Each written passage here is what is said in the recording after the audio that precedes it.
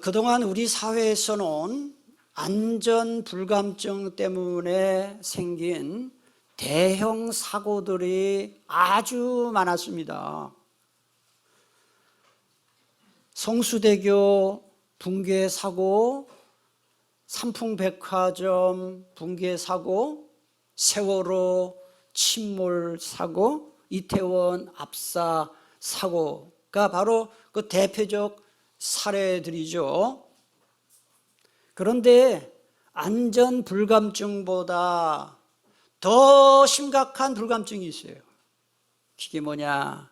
심판 불감증이에요. 심판 불감증. 소돔성에 살고 있던 롯의 사위들이 하나님의 심판 경고를 농담으로 여겼다 그랬어요. 농담으로 여겼다. 그래서 롯의 사위처럼 하나님이 세상을 심판하신다 그럴 때 그 무슨 그런 일이 있냐, 그 농담하지 말아라 하는 그런 사람들이 많아요. 심지어는 그리스도인들 중에도 그렇습니다. 창세기 19장 14절 말씀 봅니다. 롯이 나가서 그 딸들과 결혼할 사위들에게 말하여 이르기를 여호와께서 이 성을 멸하실 터이니 너희는 일어나 이곳에서 떠나라 하되, 그 다음 읽겠습니다. 그의 사위들은 농담으로 성경에 이런 얘기가 나와요. 저는 우리 교회 교우들 중에는, 특히 오늘 예배에 나온 여러분들 중에는 하나님의 이 심판 경고를 농담으로 여기는 사람들이 한 분도 없기를 원합니다.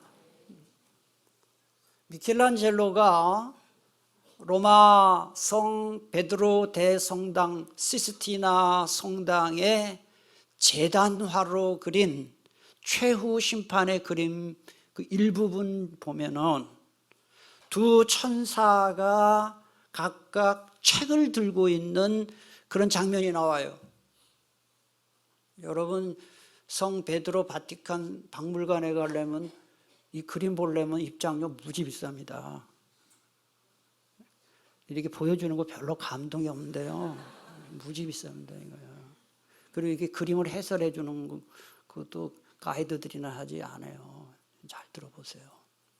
두 천사가 책을 각각 들고 있는데 왼쪽, 여러분이 보실 때 왼쪽 천사의 손에 있는 이 책은 생명책이에요.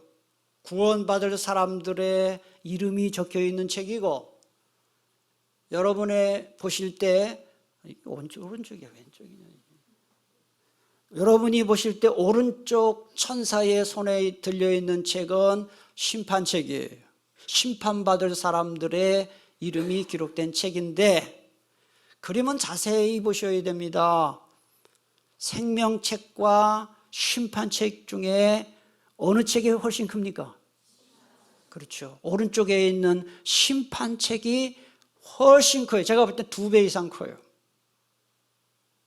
그러니까 요 그림은 구원받을 사람보다 심판받을 사람들이 훨씬 많다 하는 성경의 가르침을 잘 반영한 그림이다 생각해요. 마태복음 7장 13절 14절에 보니까 좁은 문으로 들어가라. 멸망으로 인도하는 문은 크고 그 길이 넓어 그리로 들어가는 자가 많고, 생명으로 인도하는 문은 좁고 길이 협착하여 찾는 자가 적음이라 그랬어요.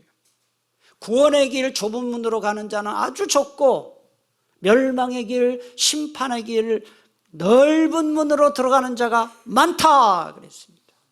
이 시간 여러분들에게 질문합니다. 여러분들은 예수 믿고 신앙생활하고 있지만 정말 좁은 문으로 가고 있는지, 아니면 넓은 문으로 가고 있는지를 한번 잘 생각해 보셨으면 좋겠어요. 오늘 우리가 계시록 17장을 이제 함께 교독을 하고 제가 말씀을 전하는데, 요한계시록은 22장까지 있습니다. 계시록 17장부터 결론입니다. 결론의 시작입니다. 여러분 정신 바짝 차리시고 설교원을 들으셔야 됩니다. 아휴, 계시록 설교 언제 끝나나 이러지 마시고요. 이제 결론입니다. 이 계시록 설교를 이렇게 교회에서 이렇게 끝 1장 1절부터 22장 21절까지 한 구절도 안 빼놓고 설교하는 교회도 거의 없고 설교하는 목사도 거의 없다니까요. 한번 찾아봐요, 있나? 오지요. 최고예요, 최고.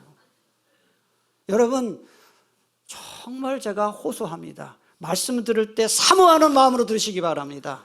그래서 혹시 여러분 중에 조금 이렇게 이해가 안 가고 하시는 분들은 주보에 설교 노트가 있어요. 그걸 메모도 하면서 하면은 훨씬 집중할 수 있으니까 오늘 참 중요한 설교를 하니까 잘 들으시면 좋겠습니다. 자, 요한계시록 17장은 세 부분으로 내용이 갈라지는 내용으로 되어 있습니다.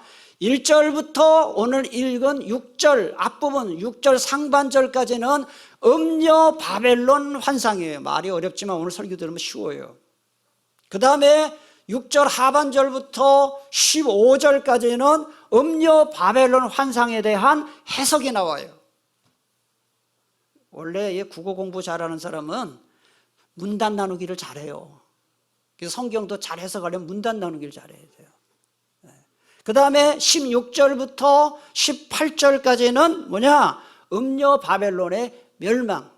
결론부터 말씀드리면 음녀 바벨론은 로마 제국이에요. 잘 들어보세요.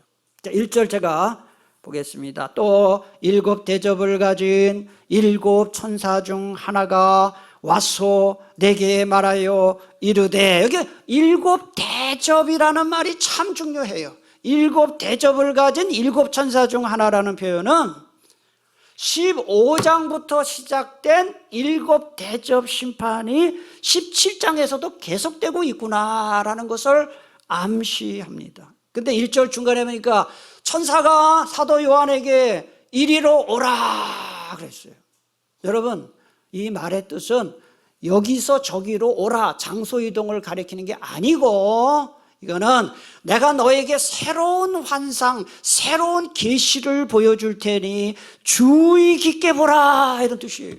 이리 오라는 표현은 그런 뜻으로 사용됩니다. 천사가 사도 요한에게 보여준 환상이 뭡니까? 1절 중간에 보시면 이리로 오라, 많은 무리에 앉은 큰 음녀가 받을 심판을 내게 보이리라 그랬어요. 여기서 많은 물이 뭘까요? 성경 이거 해석을 잘 해야 돼요. 많은 물이 뭐냐? 성경은 성경으로 해석해야 됩니다. 15절을 가보세요. 여러분, 여기 15절 17장 15절에 보면 해석이 나와요. 또 천사가 내게 말하되 네가 본 바 음녀가 앉아있는 이 물이 뭐냐 이 말이에요. 물은 그 다음 읽겠습니다. 백성과 무리와 열국과 방언들이다. 여기서 물이 뭔지를 15절이 설명을 하지요. 백성과 무리와 열국이라는 게 뭐예요? 여러 나라, 여러 민족. 그 다음에 방언이 뭐예요? 각 나라의 언어, 일본어, 영어, 한국어, 중국어 이런 걸 방언이라고 합니다. 따라서 이 많은 물은 무엇입니까? 온 세상을 가리키는 거예요. 온 세상. 그런데 이 큰 음녀가 많은 물 위에 앉아있다 그래서 여러분, 왕이 보좌에 앉아있다, 이게 뭐예요? 통치한다는 거예요. 온 세상을 큰 음녀가 막강한 권세를 가지고 통치한다는 뜻입니다. 그러면 온 세상을 통치하는 큰 음녀는 도대체 뭘까요? 여기 성경에 큰 음녀라고 했는데 이게 한자어예요. 우리가 쉽게 얘기하는 이거는 창녀를 말해요. 창녀. 큰 창녀. 영어 성경에 보면은 분명하게 나와 있습니다. 큰 창녀를 말하는데 이거는 바벨론을 상징합니다. 그래서 음녀 바벨론 환상이라고 해요. 17장 5절에 그게 나와요. 그 음녀의 이름이 큰 바벨론이라 5절에 나와요. 그 다음에 18절을 보면 그 여자는 큰 성이다 그랬어요. 바벨론이에요. 바벨론. 그래서 이 바벨론은 요한계시록에서 어디를 가리키느냐? 로마를 가리켜요. 요한계시록에서 바벨론은 로마를 가리키는 별명입니다. 따라서 많은 무리에 앉은 큰 음녀가 받을 심판이라는 것은 요한계시록이 기록된 당시에 세상을 통치하던 로마 제국이 받을 심판을 의미합니다. 자, 그러면 잘 따라오셔야 됩니다. 바벨론이 왜 로마를 상징할까 하는 거예요. 그거는 바벨론과 로마는 세 가지 공통점이 있어요. 첫째, 둘 모두 제국의 수도였다 하는 거예요. 바벨론은 바벨론 제국의 수도고 로마는 로마 제국의 수도였어요. 두 번째, 둘 모두 교회와 하나님의 백성을 핍박하는 세력의 중심지였다 하는 거예요. 셋째, 둘 모두 바다나 큰 강을 중심으로 발달한 도시였다. 여러분 바벨론 한번 그림을 보세요. 바벨론 앞에 모양을 보세요. 이게 바벨론 고대 그 고증을 통해서 그린 상상도인데요. 이 바벨론이라는 도시가 지금으로 말하면 이라크의 수도인 바그다드에서 약 남쪽으로 90km 떨어진 유프라테스 강변에 있는 도시였어요. 유프라테스 들어봤죠? 지금 여러분 이라크에 유프라테스 티그리스강 있습니다 지금. 그래서 거기 바벨론 성을 관통을 유프라테스 강의 강물이 관통을 했고 그 유프라테스 강 중간중간에다 운하를 파가지고 성 전체가 물이 많았어요. 그리고 성 전체를 물로 해자를 만들어서 난공불락의 성이 되게 했다. 이게 바벨론이에요. 그러니까 물이 많죠. 그 다음에 로마는요, 로마 가보신 분 계세요? 로마 바티칸 시국에 가면 옆에 보면 테베레 강이 있어요. 테베레 강. 우리나라 서울에는 한강이 흐르죠? 한강이 흐르죠? 프랑스 파리에는 무슨 강이 흘러요? 이것도 잘 하시네요. 그러죠? 각 나라의 수도에는 강이 흘러요. 그래서 이 로마에는 테베레 강이 흘러요. 그래서 구대 로마 황제인 베스파시아누스 황제가 통치하던 주후 71년에 소아시아에서 주조된 로마 동전의 그 화폐를 보면은 이런 그림이 새겨져 있어요. 주후 71년에 만들었던 그 주화가 발견이 됐거든요. 거기 보면은 여기 로마라고 써 있고 로마 여신이 로마를 상징하는 7산 위에 딱 기대고 앉아 있고 왼손으로는 단검을 들고 있고 전투복을 입고 있고 오른쪽 발을 쭉 뻗고 있는데 오른쪽 발 밑에 이렇게 강이 흘러요. 그게 테베레 강이에요. 그리고요, 로마 제국은 얼마나 이 로마 제국의 영토가 넓었는지 지중해, 여러분 지중해 요새 중요하죠. 지중해를 로마 제국의 호수라고 부를 정도였어요. 따라서 1절 끝에 많은 물 위에 앉은 큰 음녀라는 표현이 여기서 나온 거다 하는 거예요. 아시겠죠? 지중해, 테베레강, 이 로마 제국이에요. 로마 제국을 상징하는 것입니다.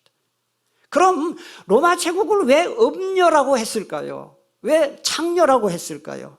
당연하죠. 로마 황제가 그리스도인들과 일반 백성들에게 자기 자신을 신으로 숭배하도록, 황제 숭배, 그리고 그리스 로마 신들을 숭배하도록 강요했기 때문에 그렇게 한 겁니다. 성경에서 음행이라고 그러면은 오늘 2절에 음행이 나와요. 성경에서 음행이라는 것은 육적인 어떤 음란을 의미하기도 하지만은 그것보다는 영적인 음행, 우상 숭배를 의미할 때가 훨씬 많습니다. 또 성경에서 음행이라고 할 때는 경제적인 공정하지 못한 경제활동, 즉 타락하고 부패한 경제활동도 음행이라고 표현을 해요. 자, 우리나라도 제가 볼 때는요, 이 경제가 굉장히 음행에 가까워요. 빈익빈, 부익부 빈익빈이 심각하잖아요. 돈 많은 사람은 집이 몇 채씩 있고 돈 없는 사람 평생 집 한 채도 어찌, 이게 음행이에요. 음행. 영적으로 볼 때는 2절을 한번 보겠습니다. 2절을 보니까 땅의 임금들도 그와 더불어 음행하였고 땅에 사는 자들도 그 음행의 포도주에 취하였다 하고, 여기 땅의 임금들은 누구를 말합니까? 로마 황제가 식민지에 파견한 총독들을 말해요. 그리고 현지인 통치자들을 의미하는 거예요. 이 사람들은요, 식민지에서 세금을 강탈하고 식민지의 자원들을 전부 수탈해가지고 로마 황제에게 갖다 바쳐요. 그 대신에 로마 황제에게서 권력을 얻고 돈을 누린 사람들이, 땅의 임금들이. 그 다음에 땅에 사는 자들은 로마 제국이 강요한 우상 숭배에 동참한 자들을 가리킵니다. 여러분, 옛날에 우리 일제강점기 때 신사참배 안 하면 처벌을 했어요. 그리고 경제활동도 힘들었어요. 마찬가지로 그 당시 로마 시대에는 장사를 하려고 경제활동을 하려면 조합에 가입을 해야 돼요. 상업조합에 가입해야 되는데 그 조합마다 다 수호신이 있었습니다. 그래서 그 모임이 되면은 수호신전에 가서 먼저 수호신에게 제사 드리고 숭배하고 해야 돼. 그러니까 예수 믿는 사람들이 이게 되겠습니까? 하나님만 신인데 수호신에게 숭배를 하고 제사를 드리고 하니까 예수 믿는 사람들 중에 많은 사람들이 신앙의 절개를 포기하고 우상 숭배에 빠진 겁니다. 그래서 여기 이 땅에 사는 자들은 우상 숭배하는 자들을 가리키는 것입니다. 그래서 2절 끝에 나오는 음행의 포도주에 취하였다. 이게 뭐예요? 우상 숭배했다는 뜻이에요. 그래 우리는 지금 우리 황제 숭배 없습니다. 수호신을 숭배하는 일도 없습니다. 그러면 우리는 우상 숭배와 영적 간음과 아무 관계가 없느냐 하는 거예요. 제가 그 지난 주일날 그래서 우상 숭배에 대해서 우상 숭배가 뭔지를 설교를 한 거예요. 지난 주일날. 네. 여러분 기억하세요. 뭐가 우상 숭배냐? 하나님보다 세상의 가치를 더 중요하게 여기고 하나님의 뜻보다 내 이익과 내 욕심에 따라 사는 것, 그게 우상 숭배예요. 야고보 4장 4절에 그 말이 나와요. 한번 다 같이 한번 보겠습니다. 여기 보면은 맨 앞에 보면 누구를 지금 부릅니까? 가늠한 여자들아. 이거는 창녀들 부르는 거 아닙니다. 하나님을 믿는다고 하면서도 세속적으로 사는 사람들을 가늠한 여자라고 부른 거예요. 그래서 가늠한 여인들아, 세상과 벗된 것이 하나님과 원수됨을 알지 못하느냐. 그런 중 누구든지 세상과 벗이 되고자 하는 자는 스스로 하나님과 원수되는 것이니라 그랬습니다. 현대 우상이 뭐냐? 권력이에요. 권력. 여러분, 권력은 우상입니다. 어떤 면에서 우상이냐? 많은 사람들이 자기 앞에서 굽실거리도록 만드는 강한 힘이 있어요. 왜 대통령이 되려고 합니까? 왜 출세를 하려고 합니까? 많은 사람들이 내 앞에서 굽실거리는 거, 그걸 즐기는 겁니다. 정말 권력을 가지고 국민들을 위하고 지역을 위하는 사람들은 그리 많지 않아요. 권력의 맛을 본 사람들이 욕을 먹으면서 추태를 부리면서까지 그 권력을 지키려고 하는 이유가 바로 권력은 중독이 돼요. 잘못하면. 요새 국회의원 나오겠다고 하는 뭐 야당이고 여당이고 이렇게 쭉 보면요, 깜도 안 되는 사람이 태반이에요. 태반. 내가 볼 때는 뭐 과거에 희한한 짓 한 사람들 많아요. 어떻게 저런 양심을 가지고 국회의원 되겠다고 나오는지, 정말 내가 출마하고 싶어요.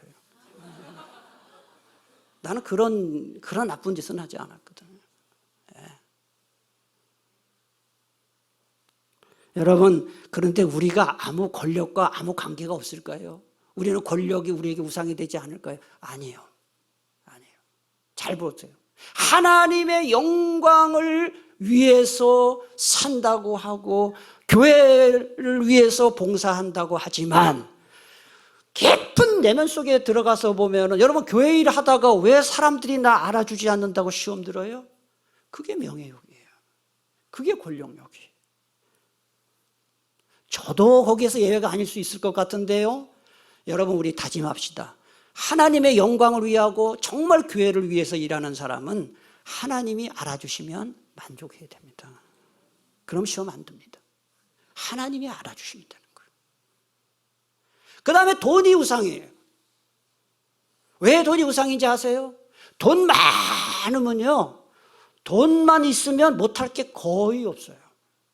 이 세상에서. 그리고 돈 많으면 사람들이 알아서 기어요. 그리고 사람들이 돈만 된다고 하면은 무슨 짓이든지 합니다. 목숨을 거는 짓도 하지 않습니까? 그래서 이 돈은요, 우리에게 우상이에요. 그래서 권력과 돈은 사람들을 타락시키는 중요한 사단의 도구입니다. 왜 그렇습니까, 여러분? 가난할 때는 순진하던 사람이 부자고 되고 나니까 거만해지는 사람들 많아요. 저 사람이 변했어. 권력이 없을 때는 겸손하던 사람이 권력을 잡고 나서 아주 아나무인이 되는 사람들도 많아요. 그렇지 않은 사람이 드물어요.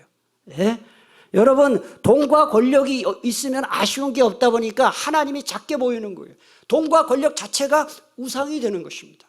그러므로 말세를 사는 우리 그리스도인들은 세상의 이런 가치관과 다른 가치관을 가지고 살아야 됩니다.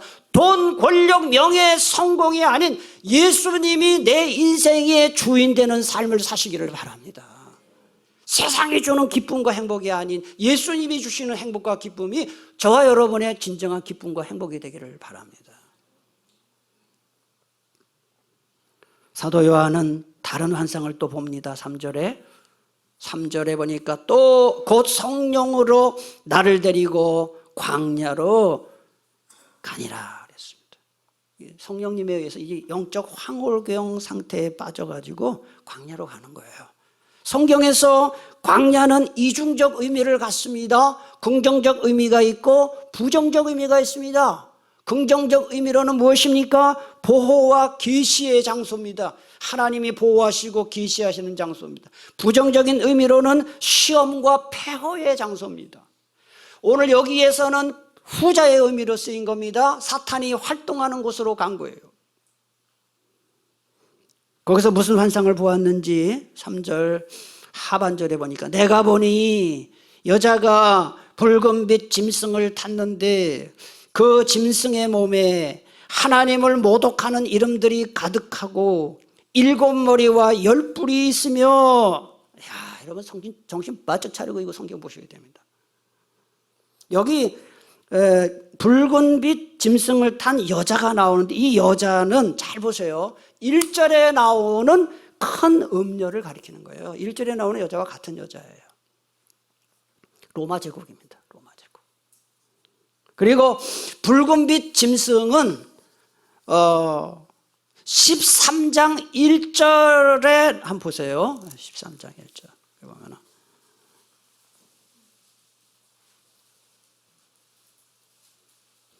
13장 1절에 보니까 내가 보니 바다에서 한 짐승이 나오는데 이 바다 짐승이에요. 바로 뭘 보면 알 수 있느냐, 잘 보세요. 13장 1절 바다에서 한 짐승이 나오는데 뿔이 10이요 머리가 7이다 그랬죠. 뿔이 10이요 머리가 7이다 그랬죠. 오늘 17장 3절 끝에 보세요.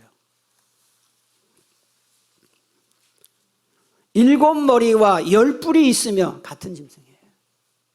아시겠죠?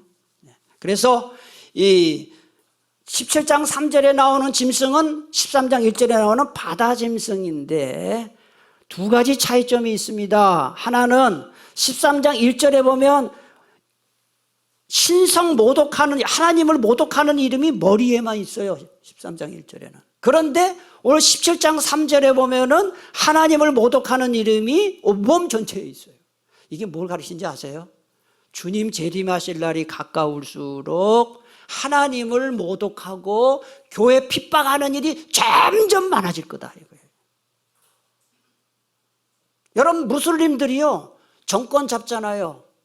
여러분 작년이죠? 작년에 저 아프가니스탄에서 탈레반이 정권 잡았어요. 다 기억하시죠? 탈레반이 정권을 잡으면서 미국 군대 바이든이 다 철수시켜 버렸습니다. 그때 막 수송기에 막 아프가니스탄 사람 탈려고 난리치고 여러분 TV 뉴스 보셨잖아요. 지금 아프가니스탄은 탈레반 세상입니다. 무슬림들 세상입니다. 무슬림이 정권을 잡으면 어떤 일이 벌어지느냐? 이슬람교를 믿지 않으면 살려두질 않아요. 지금 아프가니스탄 여자들 좀 옛날에는 막 이렇게 옷을 자유롭게 입었는데 지금은 전부 이 히잡을 둘러쓰게 만들고 학교도 가지 못하게 만들고 이게 바로 무슬림들이에요. 이게 성경이 예언한 일들이 벌어지고 있는 것입니다. 우리 북한은 어떻습니까? 여러분, 북한 동포들 전체가 다 주체 사상교 신자입니다.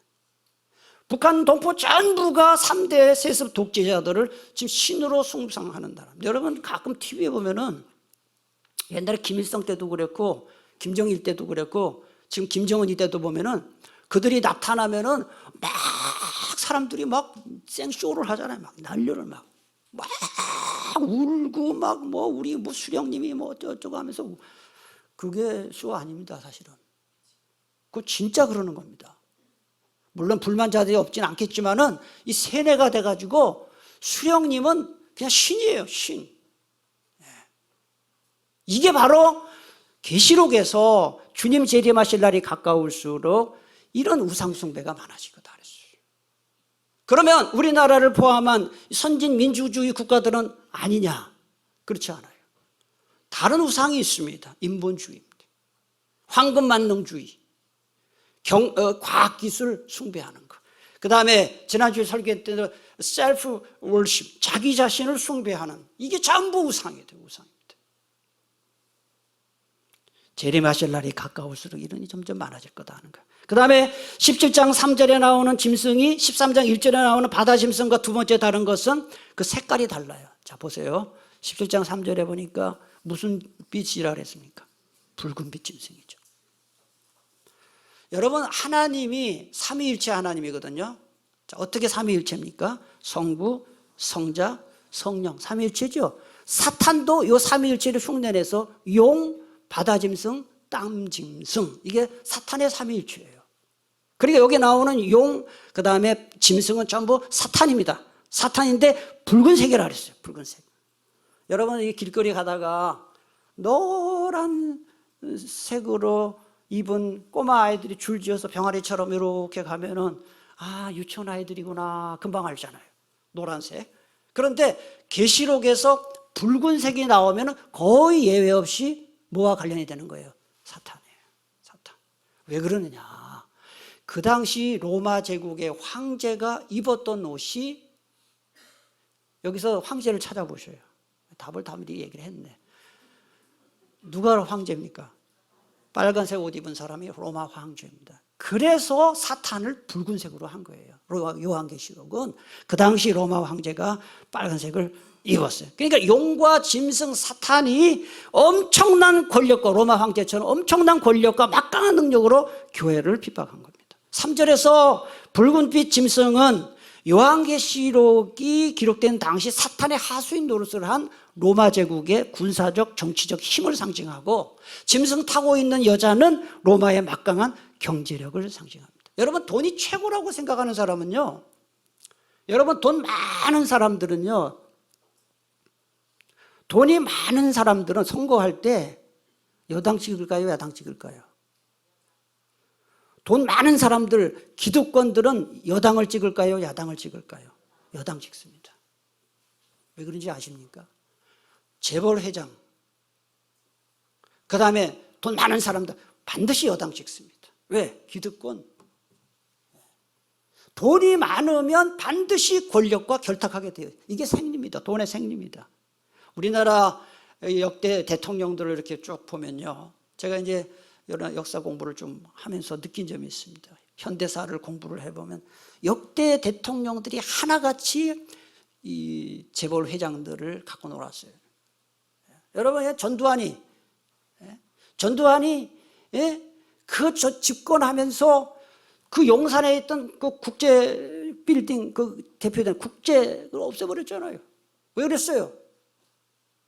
정치 자금 헌납 안 했더라고요.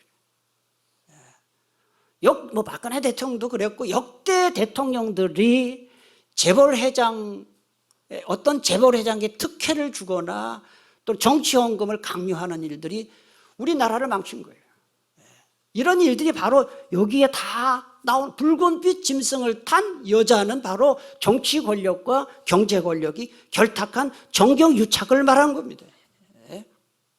그 다음에 4절에 보니까 붉은빛 짐승을 타고 있는 여자의 모습이 더 자세히 설명되어 있어요. 4절 상반절에 보니까 자줏빛과 붉은빛 옷을 입었다 그랬어요. 이거는 그 당시에 빨간색 염료가 귀해서 아까도 얘기했잖아요. 황족들, 그 다음에 원로원 의원들, 그 다음에 최상류층 사람들이 빨간 옷을 입었어요. 붉은색 옷을 입었어요. 오늘날로 말하면 일종의 명품 옷이에요. 명품 옷. 그 다음에 디올. 예. 요새 디올 아세요? 참, 왜 그런 걸 받아가지고 디올 가방. 왜 그런 거 쓸데없는 그게 뭘 나 누구라고 얘기는 안 하겠지만 왜 그런 짓들을 하는지 모르겠어요. 디올. 이 당시에 그 붉은색 옷은 디올 파우치인가 파우치냐 또 뭐라 백이냐 진짜 유치해요. 참. KBS 앵커가 대통령하고 면담을 했는데 파우치라고 그러고 디올 백이냐 파우치냐 왜 이렇게 유치한지 모르겠어요. 제가 말하는 게 무슨 뜻인지 모르고 나중에 물어보세요, 다른 분들한테. 그리고 이 당시에 왕족과 원로원 의원과 그 다음에 최상류층 사람들이 빨간 옷을 입었는데 또 빨간 옷 입은 사람이 누구냐? 최상류층 남자를 접대하는 고급이라는 표현이 그렇습니다만 그 창녀들이 빨간 옷을 입어요. 왜요? 그 남자들한테 돈을 다 강탈을 해가지고 그런 거죠. 이게 다 성경의 상징입니다. 그 다음에 두 번째로는 금과 보석과 진주를 꾸몄다 4절에 그랬어요. 이거 다 식미지에서 착취한 거예요. 그 다음에 끝에 보니까 4절 끝에 보니까 그의 손에 뭐를 가졌다 그랬어요? 금잔을 가졌는데 가증한 물건과 그의 음행에 더러운 것들이 가득하더라.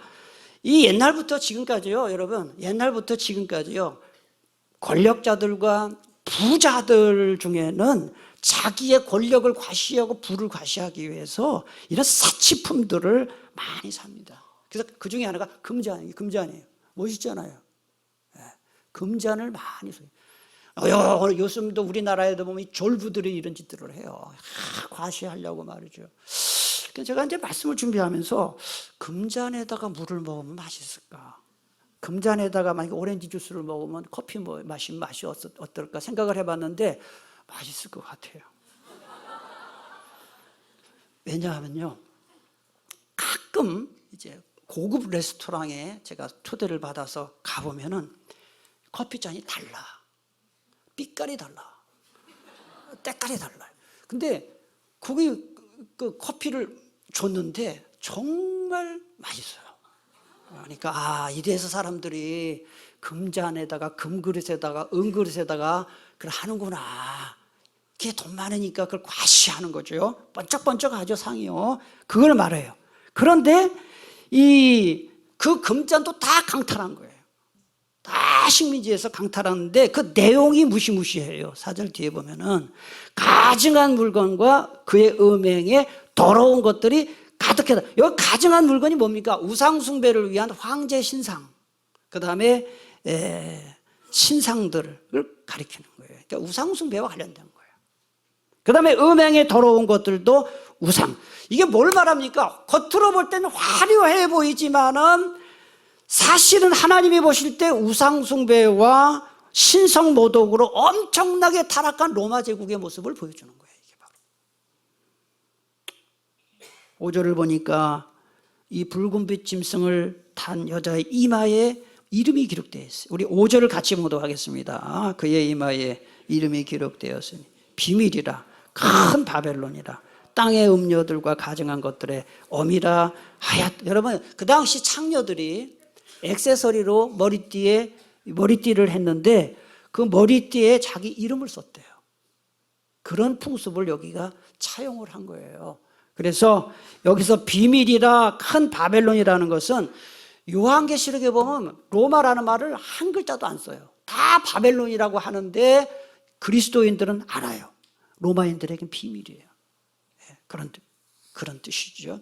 땅의 음료들과 가증한 것들의 어미라는 것은 그 당시 로마 제국이 우상숭배와 무신론의 발원지요 중심지, 즉 온 세상 사람들에게 우상숭배를 강요하고 하나님을 거역하게 만드는 장본인이다 뜻입니다.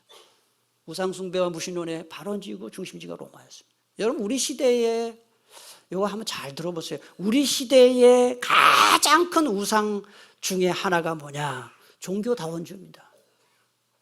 좀 어려운 말이지만 잘 들어보세요. 종교다원주의입니다. 이게 뭐냐면 여러분 유럽에 가보시면은 유럽 연합 국가가 있어요. EU. 유럽 연합 국가들은요. 예를 들면 뭐 이탈리아라든지 스위스라든지 독일이라든지 프랑스라든지 스위스 가입했나 하여튼 유럽 연합 국가들은 각 개별 국가의 독립은 인정은 하지만 화폐를 같은 화폐 써요. 무슨 화폐 씁니까? 유로화를 써요. 그래서 유럽에 가면 유로화만 가지면 유럽 모든 나라에서 쓸 수가 있어요. 그리고 국경선이 있지만 그냥 프리예요. 프리 패스예요. 그냥 통과해요. 예. 그 경제 공동체죠. 마찬가지로 종교다원주의가 뭐냐? 하나님을 믿고 예수님을 믿는다고 하면서도 다른 종교들을 인정하고 공존하자는 종교혼합주의 운동이에요. 여러분, 기독교에만 구원이 있는 게 아니라 모든 종교에 구원이 있다 이렇게 주장하는 거예요.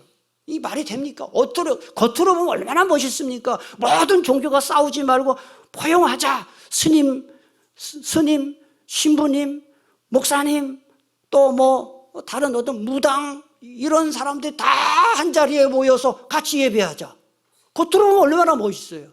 이게 말이 안 되는 거예요. 왜 말이 안 됩니까?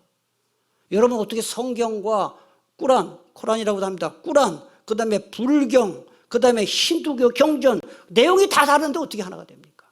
말이 안 되는 거예요. 그거는 종교를 타협하자는 거예요. 진리를 타협하자는 거예요. 그거와 관련해서 WCC에 대해서도 말씀을 드려요. WCC 모르는 분이 계실 텐데 신문에 가끔 일간지 신문에 보면 WCC 나와요. 세계 교회 협의회도 이와 비슷한 주장을 합니다. 이 통합 측에서 우리 예장 합동이잖아요. 그 WCC에서 가입을 했잖아요. 예. 근데 이 WCC는요, 기독교의 가장 중요한 진리를 약화시킵니다. 뭐냐면은 예수 믿음으로 구원받는다는 이 진리를 굉장히 약화시키고 상대화하고 인간을 해방하고 혁명도 구원행위로 봅니다. 그 다음에 그래서 예배 시간에 성령님을 뭐와 동일시하느냐? 정령, 그 다음에 홀령을 불러서 예배를 드리는 초혼제, 죽은 사람의 넋을 불러서 하는 초혼제도 예배로 인정을 하고, 특별히 마르크스주의와 해방신학과 괴를 같이 하는 좌파 성향의 용공주의 태도를 갖습니다. 그러면서도 공산국가에서 일어나고 있는 이 인권 유린과 생명 박탈, 그 다음에 신앙 억압에 대해서는 우리 모두 정신 차려야 돼요. 예수 똑바로 믿어야 됩니다. 주님 재림하실 날이 가까울수록이요, 이제 사이비 신앙, 사이비 가르침이 점점 많아집니다. 기억하십시오. 길이요 진리요 생명은 오직 예수님밖에 없어요. 이거 절대로 양보하면 안 돼요. 구원은 예수님을 믿어야만 구원받지 다른 종교의 구원 없어요. 예수님 외에 어떤 사람, 예수님 외에 어떤 다른 가르침 절대 구원 없어요. 예수님과 우상은 절대 같이 할 수 없습니다. 여러분 예수님만을 잘 믿으시기를 축복합니다. 마지막으로 이제 6절, 사도 요한이 본 다른 환상이 6절에 나와요. 또 내가 보매 이 여자가 성도들의 피와 예수의 증인들의 피에 취한지라 그랬어요. 여기서 성도들과 예수님의 증인은 같은 말이에요. 왜? 그리스도인들은 다 예수님의 증인이니까요. 근데 여기 보면 끔찍한 말이 나와요.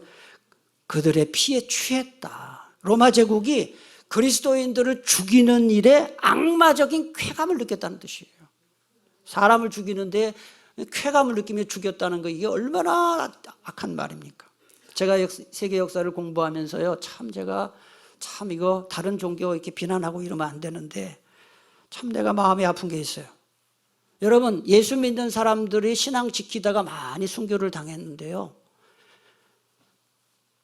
이슬람교에 의해서 순교당한 숫자는 천주교가 개신교인을 죽인 것보다 비교가 되지 않습니다. 천주교가 개신교인들을 중세시대의 마녀사냥, 그 다음에 종교재판을 통해서 얼마나 많은 개신교인들 죽였는지 모릅니다. 몇 명 죽였냐? 1차 세계대전, 2차 세계대전 때 죽은 사망자 수가 9,200만 명인데 9,200만 명보다 더 많은 사람들이 천주교에 의해서 순교를 당했습니다. 이게 뼈아픈 종교의 역사입니다.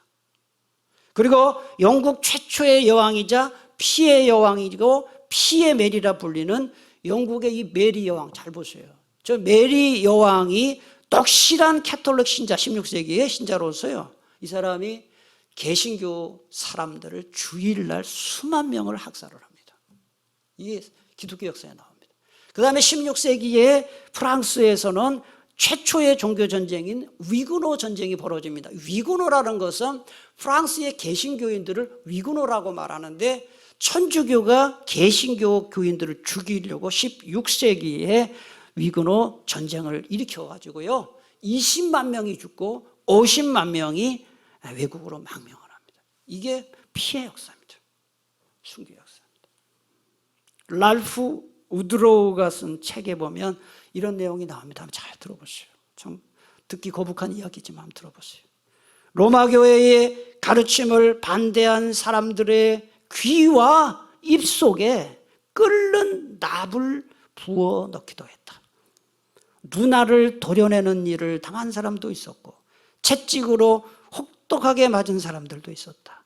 긴 못들이 쭈삣쭈삣 박혀있는 낭떠러지 아래로 밀쳐져 떨어져 거기서 말로 닿을 수 없이 큰 고통으로 서서히 죽어간 사람들도 있었다. 또 다른 사람들은 자기 자신의 신체에서 난도질 당한 살 조각들과 자기 소변과 배설물로 질식사 당하기도 했다.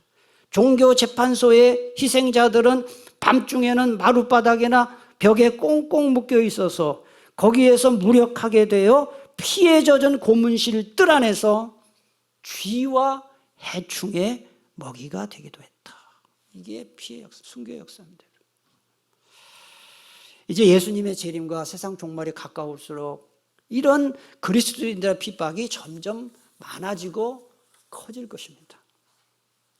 말씀을 맺겠습니다. 우리는 종교의 자유가 있는 대한민국에 살고 있으니까 전혀 문제가 없느냐는 거예요.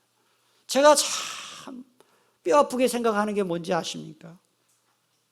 불과 몇 년 전까지만 해도 우리나라에서 그리스도인들은 주일 지키는 것을 당연하게 생각했습니다.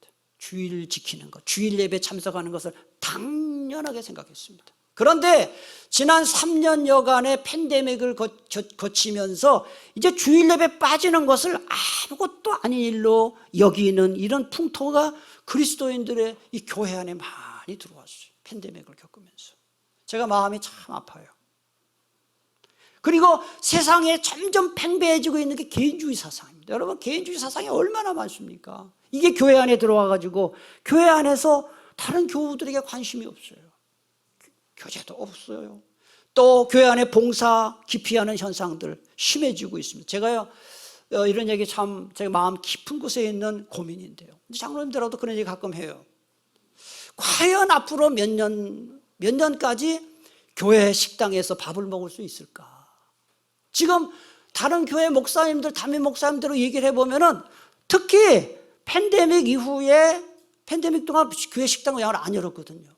팬데믹을 겪으면서 팬데믹이 끝나자마자 교회 예배를 드리는데 교회 식당을 딱 열려고 하니까 권사님들이 식당 봉사하시는 분들이 더 이상 식당 봉사 안 하겠다 해가지고 식당 문 닫은 교회가 적지가 않아요.